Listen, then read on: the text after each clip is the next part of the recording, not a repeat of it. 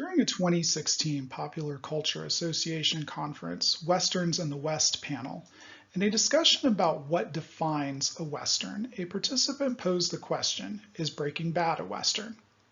In the body of literature about the television series, a number of scholars have also asked and offered answers to the question, to which genre does Breaking Bad belong? Some argue it is indeed a Western, while others disagree. Various commentators also identify it as a narco-corrido, a Greek tragedy, or a morality play. This range of classification speaks to the reality that few television series clearly fit one genre and exhibit a variety of influences. It is also indicative of the different theoretical lenses that can be used to analyze a television series' content and messages. Examining Breaking Bad through the lens of New Western history and Patricia Nelson Limerick's The Legacy of Conquest reveals yet another way to interpret the series as a post-Western, a Western's subgenre that deals with the contemporary American West, carrying Western's themes and elements into a present-day setting. Cordelia Barrera notes that Breaking Bad's main storyline is analogous to the central New Western history theme, the competition between people groups for control of resources and land. In addition to this historical battle represented through Walter White's quest to control the Southwest's meth trade, Breaking Bad embodies another important element of New Western history. Limerick argues that conquest left a lasting legacy which still exerts a strong influence on both the conqueror and the conquered. However, this influence receives insufficient recognition because of the way Turner's frontier thesis and popular culture focused on the period before the 20th century, creating a divide between past and present, and the perception that the present is disconnected from what happened in the past. Post-Westerns, influenced by New Western history, acknowledge that the West's past has shaped the present, explore how it happened, and examine the complexity of the modern West that is multicultural, globalized, and urbanized. Breaking Bad's creator and producer, Vince Gilligan, depicts this legacy of conquest in that history and mythology haunt the region through the characters' circumstances and how New Mexico is presented, yet the characters often seem oblivious to how the past shaped their present. The specific historical issues in the series I will discuss in this paper are interracial violence, white occupation of the West, how conquest negatively impacted women's lives, and the retention and appropriation of culture. In his famous 1893 paper, Frederick Jackson Turner described the American West as land that had been free for the taking, disregarding its acquisition by white settlers as an act of conquest. Although this understanding of the West has long been debunked, as Limerick warns, because the conquest has been so mythologized as to seem irrelevant to the region's present state, Americans are often inattentive to its legacy. Breaking Bad demonstrates signs of conquest legacy exist all around the characters. Throughout the series, viewers see camera shots of the vast New Mexico desert, which at first glance seem to recall Turner's notion of empty land. But in the midst of this desert is Albuquerque, New Mexico's most populous city. Not far from the city is the Tohogili Reservation, where treaties with the U.S. government confined Navajo bands. Approximately 250 miles to the south lies the U.S.-Mexico border, established by the Treaty of Guadalupe Hidalgo and Gadsden Purchase. The three main settings for the story, these locations were created by Europeans and Americans seeking to control the region. For the native peoples of New Mexico, conquest began in 1598 when Spain established a colony. New Mexico remained under Spanish rule until Mexican independence in 1821, and then was taken by the United States in 1848 following the Mexican War. The United States' establishment of control over the Southwest, first by military conquest and then by territorial organization, came to be mythologized in a version of events in which white men and women settled unclaimed land, and violence against Native Americans and Mexicans was defined as self-defense. One representation of the West's mythologized history of conquest appears in a scene in which Walt's partner, Jesse Pinkman, and Jesse's girlfriend, Andrea Castillo, are in bed together, with plastic cowboy and Indian figures belonging to Andrea's son visible on the dresser. With these toys, many American children act out the myth that whites defended themselves from savage Native Americans, flipping the reality that Native Americans defended their homelands from encroachment by white settlers, backed by the US government, which ultimately took the land and confined Native Americans in the least desirable areas. Andrea and her son, Mexican by descent, may think nothing of the historical meaning of the toys, as their ancestors also lost their land as part of US conquest in the region. The scene concludes with history's impact on the present becoming evident when Andrea receives a phone call informing her that her brother Tomas was murdered by the drug dealers he worked for, a consequence of a larger conflict for control of drug territory and a realignment of alliances after Walt and Jesse began working as meth cooks for Gus Spring, an Afro-Chilean businessman who dominates the Southwest's meth trade. Just as 19th century conquest was often initiated by individuals, represented by the toy cowboy figures, to acquire resources and markets from native peoples, in the contemporary West, it involves battles for legal and illegal market shares between individuals, with the quest for wealth still the primary motive, but the historical connections get overlooked. Another way in which this mythologized history is addressed is through the portrayal and discussion of violence in which people of color are described as dangerous and white violence is downplayed. In the course of white conquest and occupation, whites portrayed Native Americans and Mexicans as violent savages and threats to white safety, although whites killed more people of color than people of color killed whites, and this is also the case in Breaking Bad. A total of 89 characters are killed through the series. Whites kill 58, 24 of whom are people of color. Comparatively, people of color kill 41, only 6 of whom are white. Yet discussions of violence by the characters focus on violence committed by people of color, especially Mexicans. As a result of conquest, US control of the region gave Americans access to resources previously held by Native Americans and Mexicans.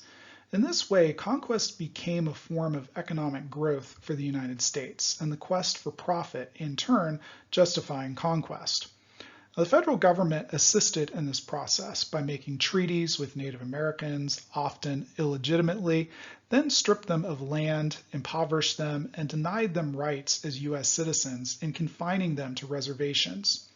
Though the Treaty of Guadalupe Hidalgo gave Mexican Americans rights as federal citizens, states did not guarantee those rights, leaving them marginalized. Furthermore, the federal government did almost nothing to protect Mexican Americans' federal rights and land claims, which reduced many to poverty. Now, the series traces American conquest and control to the present through different characters. A DEA agent, Hank Schrader, represents the federal government in its efforts to control the region. In a wedding picture he keeps on his desk, Hank is wearing a white cowboy hat, correlating him with the classic Western lawman who symbolizes the civilization American settlers supposedly brought to lands that belonged to Native Americans and Mexicans. He is opposed by a Mexican drug cartel representing the savage racial other in the modern West, the new Native Americans. This otherness of people of color is further apparent within the DEA itself. Though the DEA employs agents of all races, the high-level officials seen in the series are white, demonstrating the barriers people of color have faced in employment and their marginalization by the federal government. The characters in the series, however, do not discuss racial otherness, the historical structural issues of the war on drugs, such as racial profiling and discrimination, high poverty rates, and inadequate education and employment opportunities, or recognize law enforcement personnel as connected to this history of oppression. Like Hank, Walt, engaged in the drug trade, represents a version of the historical and ongoing battle over the West's resources and markets that has been part of the American effort to dominate the region. His character can be viewed in several ways, but as the one who goes head to head with the Mexican cartel, he aligns with the cowboy hero, connecting him to the individual whites who supposedly civilize the West, though one that subverts the classic portrayal in Westerns. Although still major figures in the civilizing and conquest process, revisionist Westerns include cowboys as anti-heroes and outlaws. Walt fits this model. Viewers can initially respect him because he breaks the law only to provide for his family. However, with time, his violence and greed corrupt him. Ultimately, his fight to wrest the Southwest drug trade away from the Mexican cartel and Gus, going beyond providing for his family, is one of bad guy versus bad guy. In the end, though everyone loses, Walt's actions can be viewed in the context of historical conquest as a white man suppressing the racial other.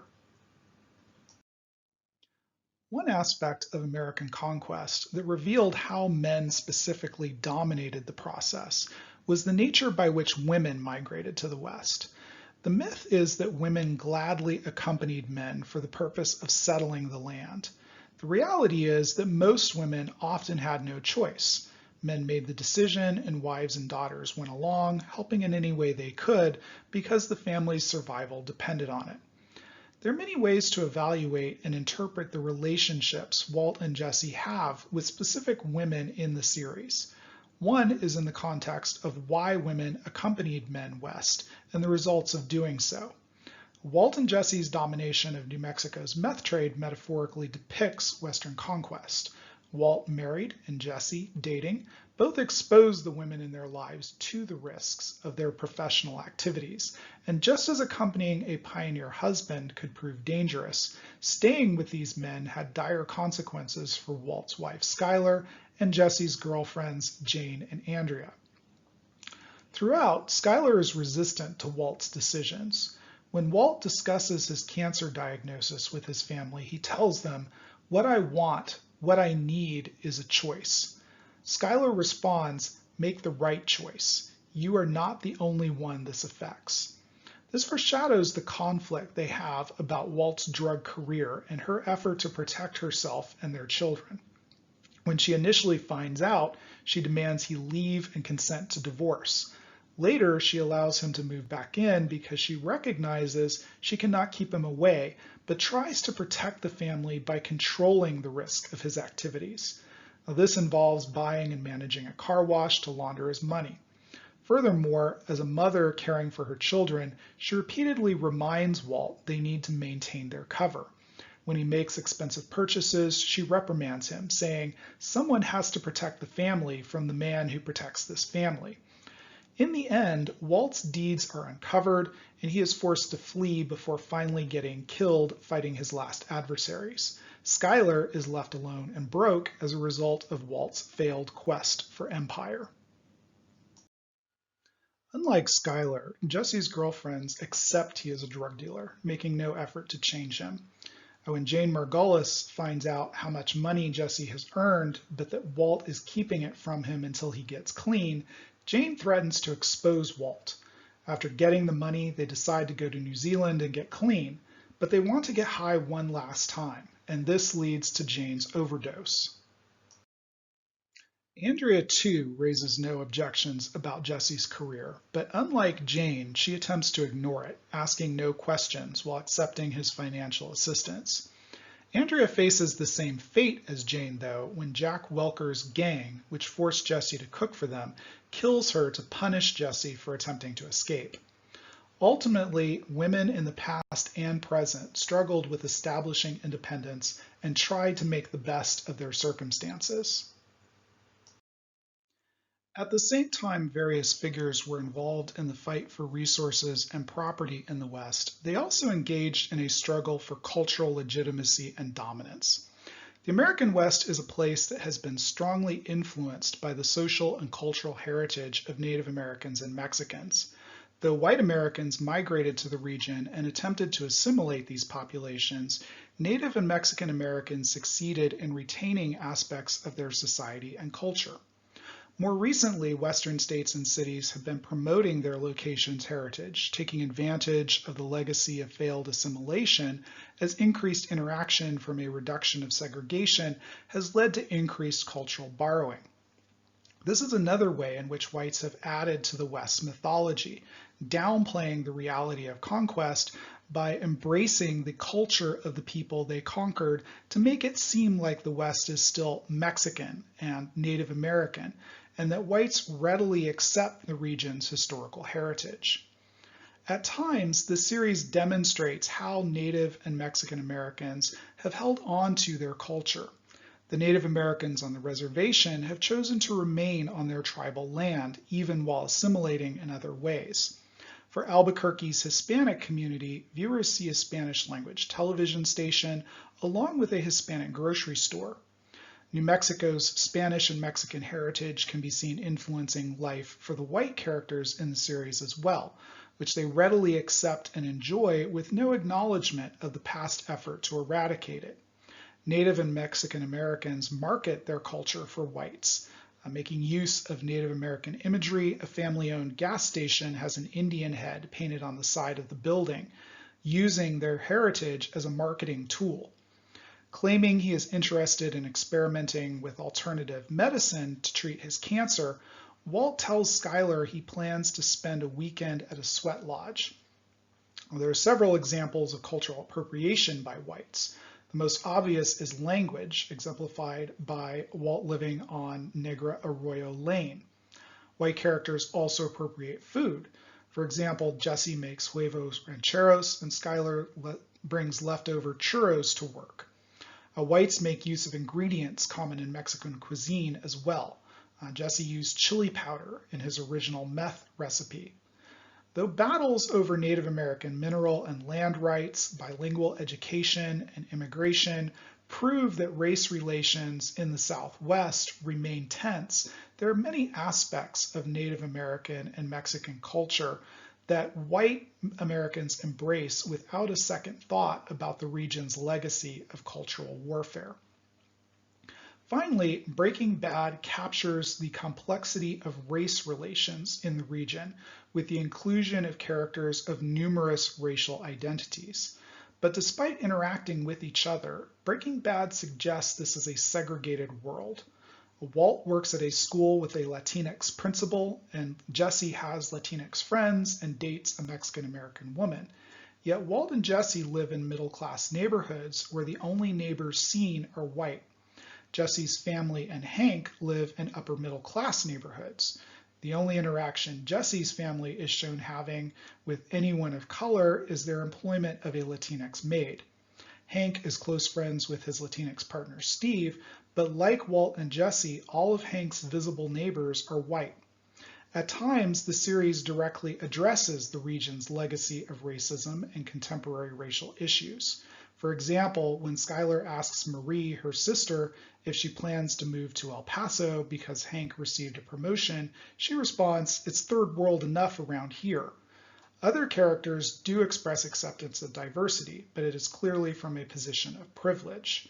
Though Hank and Steve have a great relationship, Hank benefits from his white privilege, selected for promotion despite frequently defying his superiors over Steve, who is the model employee. Greater interaction does not result in a more level playing field for people of color or full acceptance into U.S. society. As with cultural appropriation, this goes unnoticed as a legacy of conquest. The new Western history challenged the old way of thinking about the region's past. Likewise, post-Westerns complicate the mythology about the region Westerns helped construct. As a post-Western, Breaking Bad supports the new Western history model of perceiving the West as a crossroads where people groups interacted rather than a final destination for white Americans.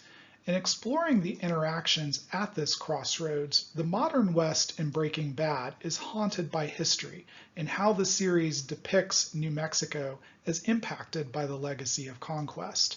There are several ways in which the series demonstrates how that legacy exerts an influence on the characters' lives. Just as most Americans believe the past is dead and thus fail to recognize that it is actually shaping the present, The characters in the series often seem oblivious to it as well.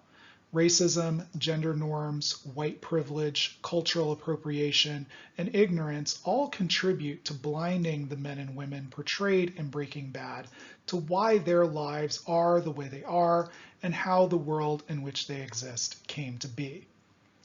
Thank you.